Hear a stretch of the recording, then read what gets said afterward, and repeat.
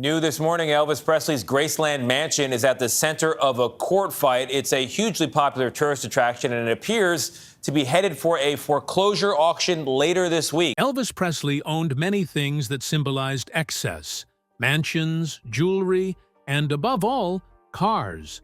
He was famous for his Cadillacs, buying them by the dozen, customizing them, and even giving them away to friends and strangers.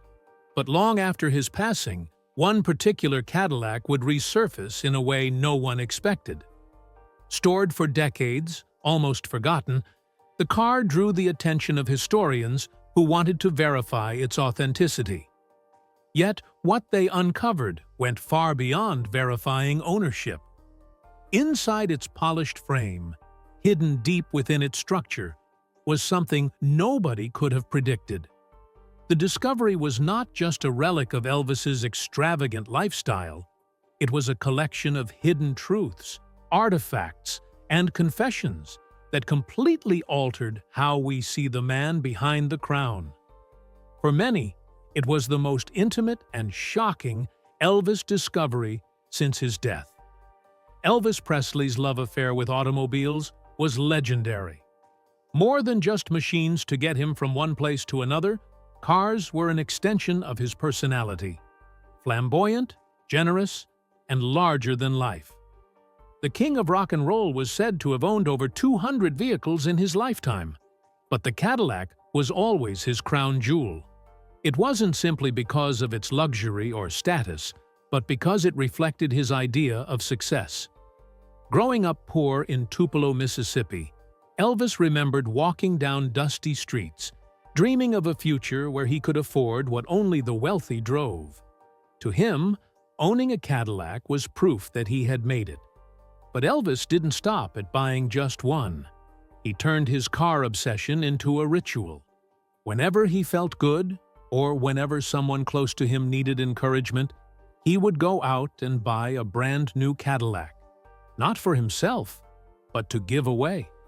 Stories circulated of Elvis pulling into a dealership and casually buying dozens of cars at once, handing the keys to family members, friends, and even complete strangers who happened to cross his path.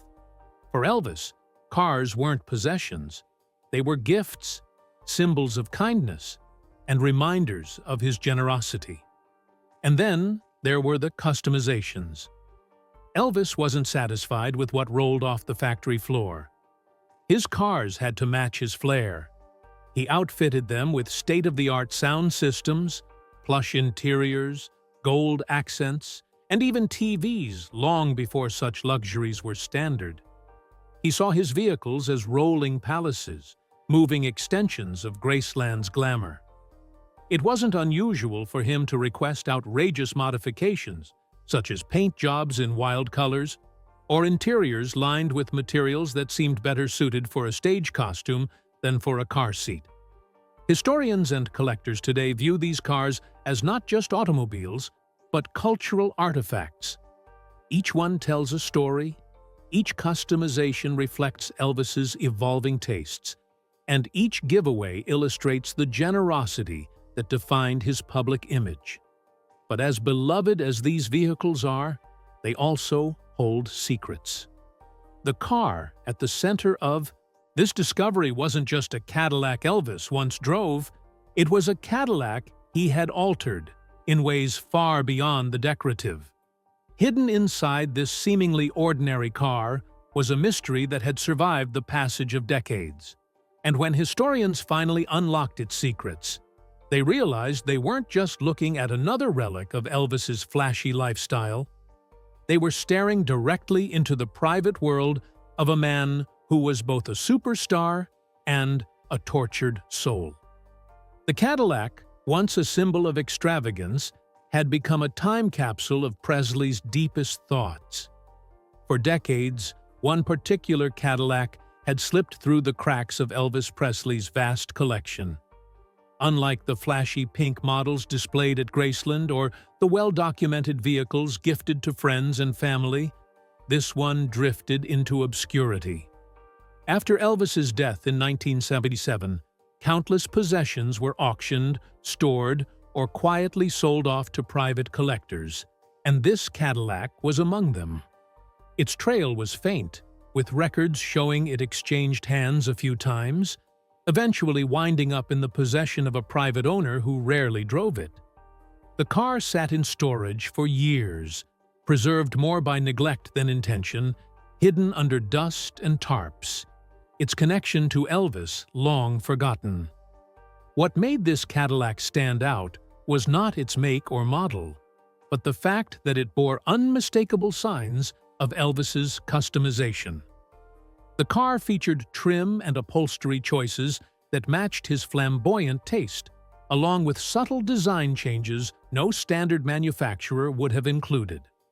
When a team of historians and restoration experts was finally called in to authenticate it, their mission was straightforward: determine whether it truly belonged to the king of rock and roll. They began their work expecting the usual process: verifying serial numbers, cross-checking documents, and comparing photographs.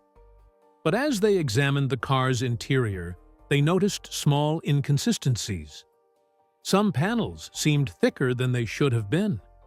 Certain seams in the upholstery looked too carefully aligned, almost as if they were meant to conceal something. The more closely they inspected, the clearer it became that this Cadillac had been altered in ways that went beyond simple customization. It was as if Elvis, or someone close to him, had commissioned secret modifications with a purpose that was never made public. The vehicle's history grew even more intriguing when they discovered evidence that one of the previous owners had suspected something unusual about the car, but never pursued it.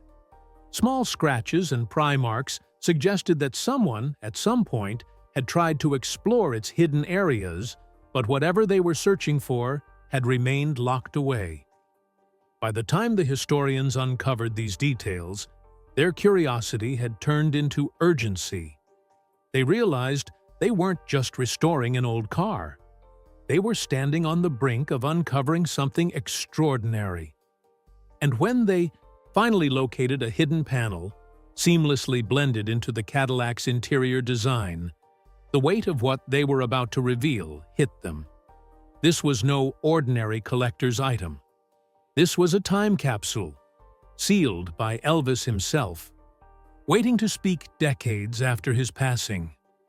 The breakthrough came when restorers working on the Cadillac tapped along the rear interior panel and heard a hollow sound where solid structure should have been. At first, they assumed it was simply a design quirk or an area damaged over time, but further investigation revealed faint lines in the upholstery that didn't match the car's factory blueprints.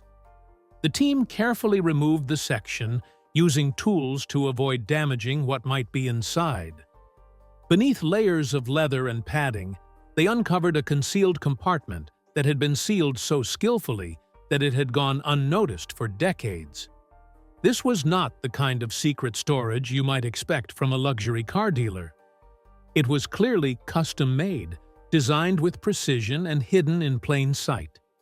The compartment was roughly the size of a small suitcase, perfectly fitted into the body of the car, as though it had been engineered specifically for Elvis's needs. When the historians pried open the hidden space, they were unprepared for what they found. Instead of valuables or trinkets, the compartment contained a carefully arranged collection of personal belongings, placed in such a way that it was obvious they had been deliberately hidden. Nothing about the discovery felt accidental. The items were stored with care, as if Elvis himself had wanted them preserved, tucked away from the prying eyes of the public. The realization that Elvis had a secret compartment built into one of his Cadillacs was staggering on its own. But what truly stunned the historians were the contents. It wasn't jewelry, cash, or contraband that lay inside, but objects that spoke directly to the man behind the icon. As the restoration team lifted the artifacts out one by one, silence filled the room. They were holding fragments of Elvis Presley's inner world, things he had chosen to keep close, yet hidden. The Cadillac was no longer just a car. It was a vault, one that contained a side of Elvis the world had never seen. When the compartment was finally emptied, the team realized they were not just handling random objects, but a deeply personal collection of items that had been deliberately hidden away by Elvis himself.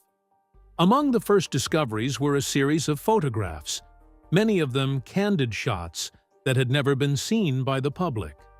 Some captured Elvis on stage during rehearsals, others showed him in private moments with family and close friends.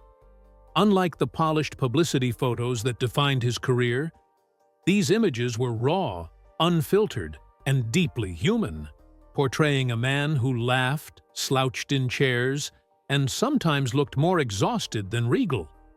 But the photographs were only the beginning. Nestled beside them was a small, worn notebook. Its cover was scuffed from use, its pages yellowed with age, but what was inside sent shockwaves through the historians. Written in Elvis's unmistakable handwriting were notes, sketches, and fragments of lyrics. Some were drafts of songs that never made it to the recording studio, while others were raw reflections about his life, fame, and faith.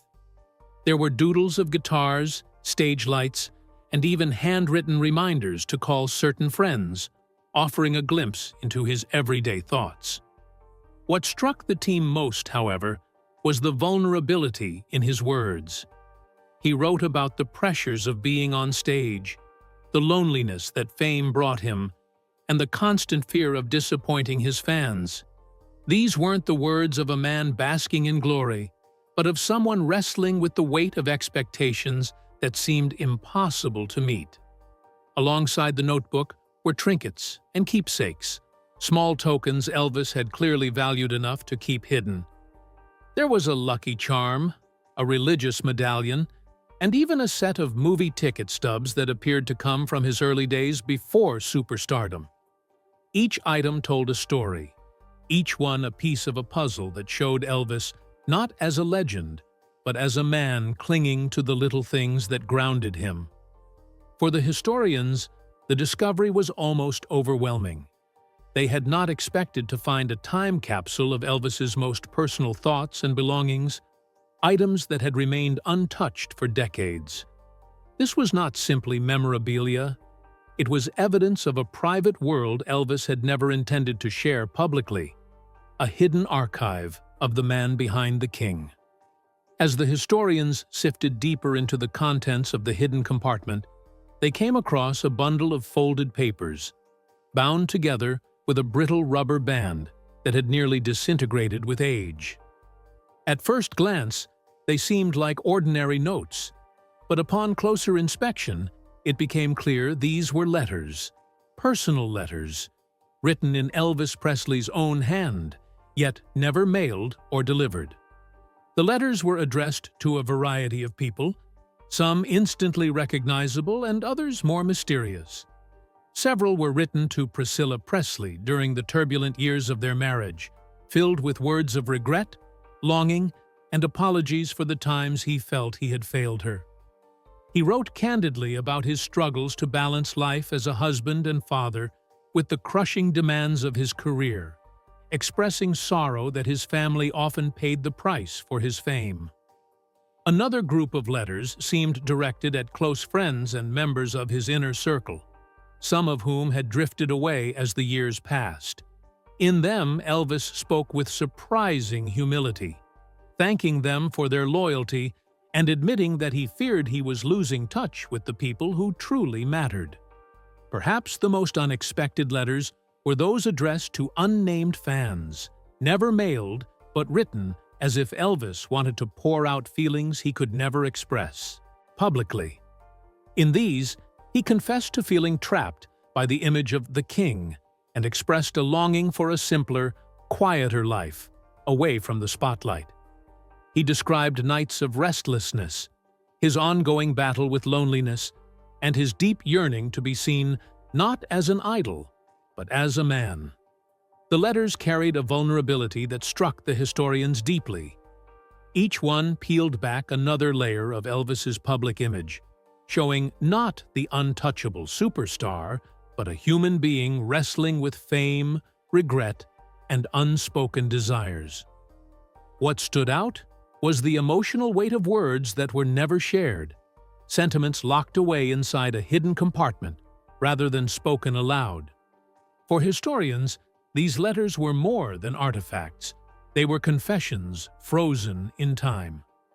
Their existence suggested Elvis was constantly balancing two worlds: the dazzling public life that demanded perfection, and the private inner world where he confronted his own fears and failings. These unsent letters, tucked away in the Cadillac, revealed a man who desperately wanted to be understood, even if he never found the courage to send the words that could have changed everything. Among the final items pulled from the hidden compartment was a small metal case, its hinges slightly rusted but still intact. Inside lay a single reel-to-reel tape, carefully wound and labeled only with the initials EP. At first, the historians hesitated.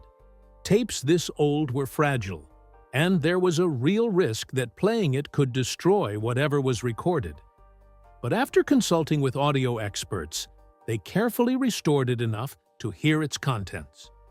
When the tape finally played, what emerged from the speakers stunned everyone present. It was Elvis, not singing for an audience, not rehearsing for a show, but speaking candidly into a recorder. His voice carried the same warmth fans knew so well, but here it was, stripped of performance. He spoke like a man alone in his room, reflecting on life, faith, and the pressures that weighed on him.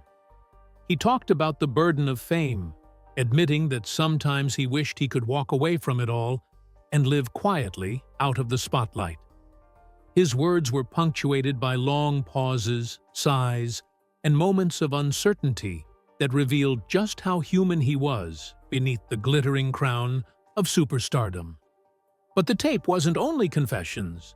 At intervals, Elvis picked up a guitar and began strumming softly, humming half-finished melodies and fragments of songs that had never been recorded. Some were gospel tunes, others seemed like early drafts of love songs, and a few were experimental riffs that hinted at directions his music could have taken if he'd had more freedom. It was as if the tape captured Elvis in a raw creative process, playing not for anyone else, but for himself. For the historians listening, it felt like intruding on a sacred moment, a chance to hear the king stripped of all expectations and simply being Elvis Aaron Presley, a man with doubts, hopes, and endless creativity flowing through him. Perhaps the most haunting part of the recording came near the end, when Elvis spoke directly to the machine, almost as if leaving a message for whoever might one day hear it. He said he hoped his fans would remember not just the performer, but the man, the one who laughed, hurt, and prayed like anyone else. He admitted he feared being forgotten as just another celebrity rather than remembered for his humanity. Then the tape ended abruptly, leaving a silence that weighed heavily on the room. For the historians, this discovery was priceless, not just because it added new depth to Elvis's artistic legacy, but because it gave voice to his private struggles in his own words. It was as if the hidden compartment had preserved a message from the past, waiting for decades until the world was ready to hear it. The discovery of the hidden compartment and its contents quickly sent ripples through the historical and cultural community. For years, Elvis Presley had been studied primarily as a performer, a cultural phenomenon, and an icon of American music. But this revelation added an entirely new dimension to his legacy.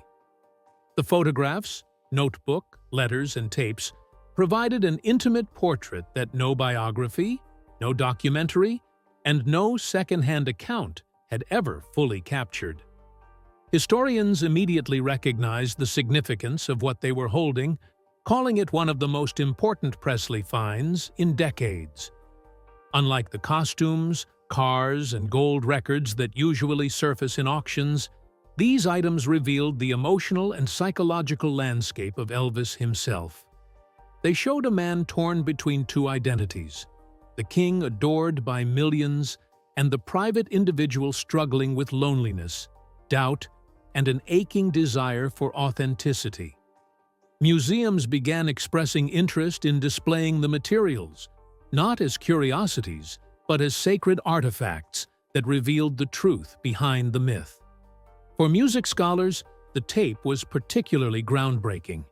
It contained fragments of unreleased songs and ideas, evidence that Elvis was still experimenting creatively, even when much of the world assumed he had grown stagnant in his later years.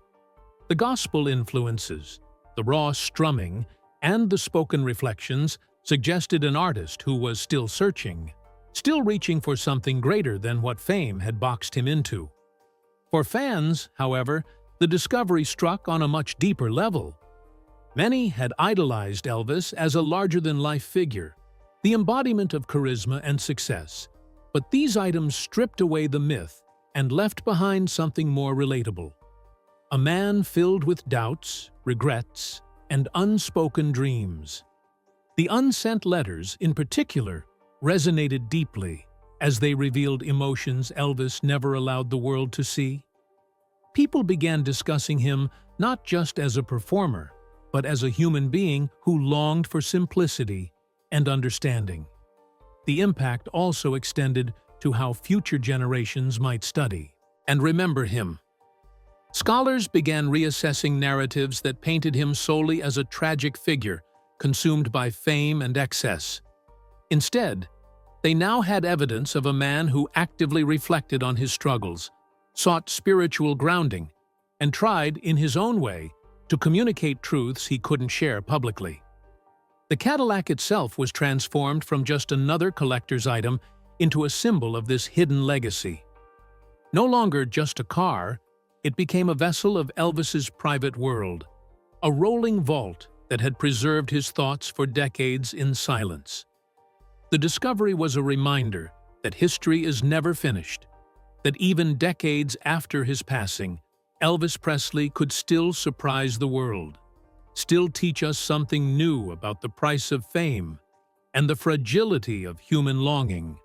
In the aftermath of the revelation, the hidden compartment inside Elvis Presley's Cadillac came to symbolize more than just a curiosity.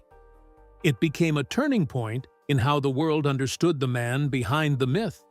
The contents were eventually secured in controlled archival storage, with plans for exhibitions that would allow fans and scholars alike to experience this private side of Elvis for the first time. Yet the real legacy was not in the display of artifacts, but in the emotional shift they triggered. For decades, Elvis had been frozen in time as a cultural monument. The glittering jumpsuits, the iconic hair, the electrifying stage presence. This discovery shattered that static image and replaced it with something far more powerful: the reminder that Elvis Presley was human. The notebook and letters revealed vulnerability, showing that he wrestled with insecurities, regrets, and the crushing weight of expectation. The photographs captured fleeting moments of unguarded joy and exhaustion, grounding him in reality rather than myth. The tape offered his unfiltered voice, speaking directly across time as if he had left behind a message for the future. Together, these artifacts transformed the narrative from one of a legend lost too soon to a man who lived a life of complexity, yearning, and deep emotion. The legacy also touched fans on a personal level. Many who had adored Elvis from afar found new comfort in the realization that their idol shared the same struggles they faced in their own lives: loneliness, self-doubt, the search for meaning. Far from diminishing his greatness, this humanity only deepened the connection people felt to him. In classrooms, documentaries, and music histories, Elvis's story began to be retold with greater nuance, not simply as the tale of a superstar consumed by fame, but as a cautionary and inspiring story of resilience in the face of impossible expectations. The Cadillac itself, once just a gleaming symbol of excess, was reimagined as a vessel of memory and truth, a time capsule that waited patiently to be opened when the world was ready. The legacy of the discovery is still unfolding, but one truth is undeniable. Elvis, Presley's voice, both in song and in silence, continues to resonate across generations. What they found hidden in his car did more than stun historians. It redefined how the world remembers the king.